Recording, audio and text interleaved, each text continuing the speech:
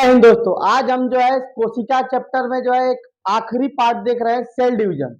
Cell division क्या होता है? कोशिका विभाजन। कोशिका विभाजन जो है मतलब कि एक कोशिका जो है दो या दो से अधिक कोशिकाओं में टूट जाती है, उसे कोशिका विभाजन कहते हैं। जो मुख्य कोशिका रहती है उसे मदर सेल्स, और जो अलग कोशिका में टूटती है उसे डॉटर सेल्स कहते हैं। तो कोशिका विभाजन दो या दो से अधिक कोशिकाओं में टूट जाती है। एक मदर सेल होता है, दूसरा डॉटर सेल होता है। कोशिका विभाजन दोस्तों हमने जब पढ़ा था शुरुआती दौर में ही, तो जो है जो जंतु कोशिका होती है, एनिमल किंगडम होते हैं, तो जंतु कोशिका में जो है सेंट्रोसोम जो है कोशिका विभाजन करता है, और आदेश कौन देता है? न्यूक्लियस देता है। जबकि जो है पादप में, प्लांट में जो है सेल प्लेट होता है। कोशिका विभाजन दोस्तों तीन प्रकार की होती है। असूत्री कोशिका विभाजन। असूत्री मतलब जिसके लिए कोई फॉर्मूला नहीं है। अब फॉर्मूला किसके लिए नहीं चाहिए भाई? फॉर्मूला जो है प्रोकैरियोटिक कोशिका के लिए नहीं चाहिए, क्योंकि उसकी सारी कोशिकाएं विकसित नहीं होती है। जैसे अपना कोरोना हो गया, जितने भी वायरस वगैरह है वो प्रोकैरियोटिक में आते हैं। जो हमें खुली आंखों से नहीं दिखते उसे प्रोकैरियोटिक कहते हैं, जो दिखता है उसे यूकैरियोटिक कहते हैं। जैसे कि समसूत्री विभाजन और अर्धसूत्री विभाजन ये यूकैरियोटिक में होता है। समसूत्री विभाजन क्या होता है? जिसमें कि फॉर्मूला होता है। ये जो है कायिक कोशिका जो है, कायिक कोशिका किसे कहते हैं? जिससे हमारी काया बनता है उसे कायिक कोशिका कहते हैं। ये हमारे शरीर में 99% होते हैं। और जो है अर्धसूत्री मतलब आधा ही लेना है, इसमें जो है यूकैरियोटिक में होता है, जनन कोशिका इसे कहते हैं, जनन कोशिका में होता है। अब बात करते हैं दोस्तों एक एक करके। असूत्री विभाजन मतलब अमाइटोसिस। अमाइटोसिस का दोस्तों देखिए, दो भागों में एक कोशिका दो भागों में बढ़ जाती है, और जब जिसके लिए फॉर्मूला ही नहीं है, बहुत तेजी से विभाजन होता है। तो इसमें क्या होता है कि जैसे जीवाणु हो गए, विषाणु हो गए, सूक्ष्म जीव हो गए, प्रोकैरियोटिक हो गए, ये सब जो है किसमें होता है? असूत्री विभाजन में होता है। अगर हम बात करते हैं मदर सेल जो है, मदर सेल जो है पहले जो है, इसके बाद स्प्लेंडर फाइबर आ जाता है, इसे धीरे से बड़ा होता है, न्यूक्लियस बड़ा होता है। इसके बाद ये वाला पार्ट आता है जिसमें कि जो है थोड़ा और बड़ा होता है, और आखिरकार दो डॉटर सेल में बदल जाते हैं। तो ये इसका मदर सेल है, ये डॉटर सेल है, और ये सबसे तेज विभाजन होता है। सबसे तेज विभाजन किसमें होता है? तो असूत्री में, जिसके लिए कोई फॉर्मूला ही नहीं है। जब दोस्तों फॉर्मूला नहीं रहेगा तो बहुत तेज विभाजन होगा। अब हम बात करते हैं अर्धसूत्री विभाजन की। अर्धसूत्री विभाजन मतलब कि दोस्तों अर्धसूत्री से पहले हम जो है देखिए, असूत्री देख लिए, इसके बाद समसूत्री देख लेते हैं, फिर अर्धसूत्री देखते हैं। देखिए दोस्तों, समसूत्री विभाजन की अगर बात करते हैं तो समसूत्री विभाजन जो है मतलब कि माइटोसिस जो है, ये सिर्फ और सिर्फ कायिक कोशिका में होता है। ऐसी कोशिका जो काया बनाती है उसे कायिक कोशिका कहते हैं। ये जो है कायिक कोशिका जो है कायिक कोशिका में होती है, और 99% हमारा शरीर कायिक कोशिका का बना होता है। इसमें भी क्या होता है? मदर सेल डॉटर सेल में टूट जाती है। ये थोड़ी सी लंबी अवस्थाएं होती है दोस्तों। 5 प्रकार की अवस्था से होकर जो है समसूत्री विभाजन होता है। समसूत्री विभाजन में देखिए दोस्तों, इसलिए जो है इसकी जो है क्रोमोजोम की संख्या बराबर रहती है। ऐसा नहीं होगा किसी में क्रोमोजोम ज्यादा किसी में कम। अगर ऐसा हो जाएगा तो जो है कोशिका सही से काम नहीं करेगी। इसीलिए जो है क्रोमोजोम की संख्या जो है, क्रोमोसोम की संख्या बराबर होती है, इसीलिए इसे समसूत्री विभाजन कहा जाता है। इसकी 5 अवस्थाएं होती है। देखिए अपना भी देखिए सिंपल याद रखने का तरीका। जब कभी एंटर करते हैं तो एंटर फेज, एंटर करते हैं तो एंटर फेज, एंटर कर लिए पहली अवस्था के बाद दूसरी अवस्था प्रोफेज, इंटरफेज, प्रोफेज, इंटरफेज और प्रोफेज, इंटरफेज प्रोफेज।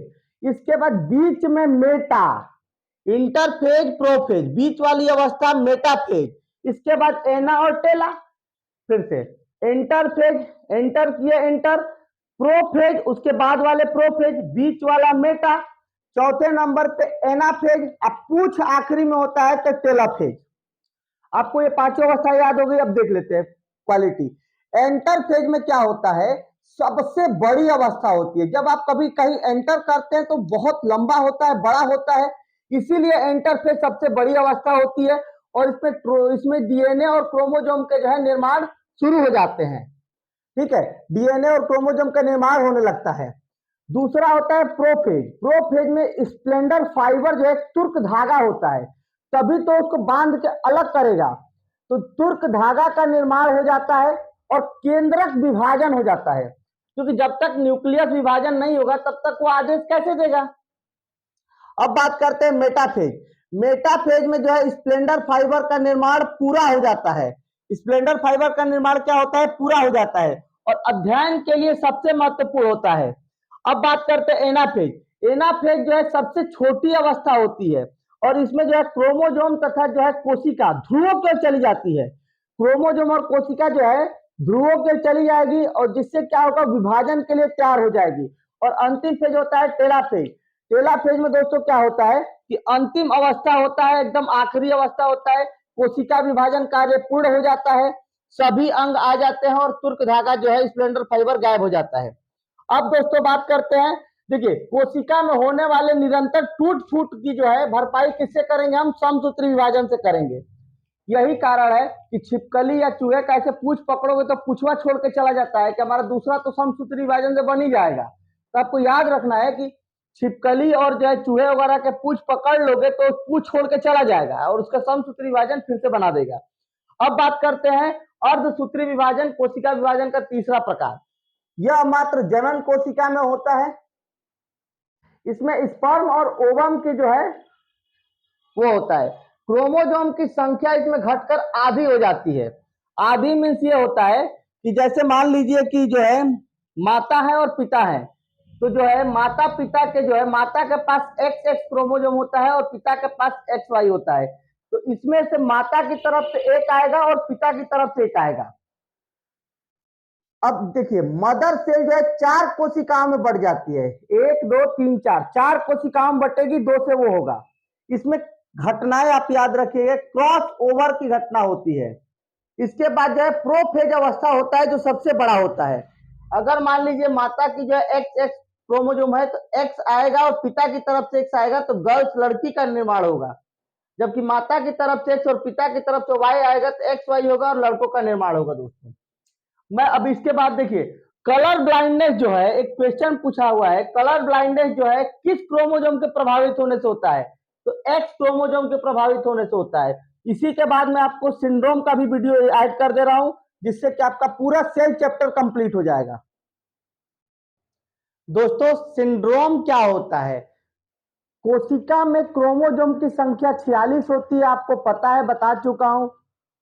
44 जो है कायिक कोशिका होती है और 2 जो है जेंडर कोशिका होती है जिसे एक्स वाई बोलते हैं। तो 46 जो है क्रोमोसोम होने चाहिए। 46 ना होके जब उसमें कमी या ज्यादा हो जाए उसे सिंड्रोम बोलते हैं। कोशिका में होने वाले, कोशिका के क्रोमोसोम में होने वाले अनियमितता के कारण जो है सिंड्रोम की बीमारी होती है। देखिए ये सिंड्रोम क्या करेगा, इससे शरीर में असामान्य लक्षण आ जाते हैं। जैसे अगर टर्नर सिंड्रोम की बात करते हैं, टर्नर सिंड्रोम केवल महिलाओं में होता है और इसमें एक क्रोमोसोम की संख्या कम हो जाती है, 45 हो जाता है। इससे क्या होगा, शरीर अविकसित होगा और अविकसित होगा तो बाझपन की समस्या आ जाती है। बाझपन मतलब कि उनके जो है बच्चे नहीं हो पाते हैं, औलाद नहीं हो पाते हैं। इसके कई सारे रीजन है, सिर्फ एक ही रीजन नहीं है, लेकिन कई सारे रीजन में एक रीजन ये भी है। जैसे देखिए सिर फटने के कई सारे रीजन है, एक्सीडेंट हो गया, दीवार में जो है सिर टकरा गया या किसी और चीज से टकरा गया, तो उसी प्रकार कई सारे रीजन है, उसमें से एक रीजन ये भी है। इसी प्रकार दूसरा होता है clean filter syndrome. Clean filter में एक क्रोमोसोम की संख्या अधिक हो जाती है और ये कितना हो जाएगा, 47 हो जाएगा। और 47 होने के बाद जो ये किसमें पाया जाएगा, सिर्फ पुरुषों में पाया जाएगा और इससे भी नपुंसकता आ जाती है। अब बात करते हैं डाउन सिंड्रोम। डाउन सिंड्रोम में एक क्रोमोसोम की संख्या ज्यादा हो जाएगी, 47, और मेल और फीमेल दोनों में होता है और शरीर बेढोल हो जाता है, जीभ मोटा हो जाएगा, ओठ मोटा हो जाएगा और व्यक्ति मंद बुद्धि भी हो जाता है। इसे बोलते हैं मंगोलाइड कहते हैं। एक होता है पटाऊ सिंड्रोम। पटाऊ सिंड्रोम में भी क्रोमोसोम की संख्या 47 हो जाती है, मेल फीमेल दोनों में हो सकते हैं, ये भी मंद बुद्धि होते हैं, ऊपर के ओठ इसमें कटे रहते हैं। तो सिंड्रोम 4 प्रकार के होते हैं दोस्तों। पहला हमने देख लिया कि टर्नर सिंड्रोम, दूसरा क्लीन फिल्टर, तीसरा जो है डाउन सिंड्रोम और चौथा पटाउ सिंड्रोम। दोस्तों हमने कोशिका के सारे वीडियो अपलोड कर दिए हैं, आप जो है आप देख सकते हैं। अगर कोई डाउट हो तो जरूर कमेंट कर सकते हैं। जय हिंद दोस्तों।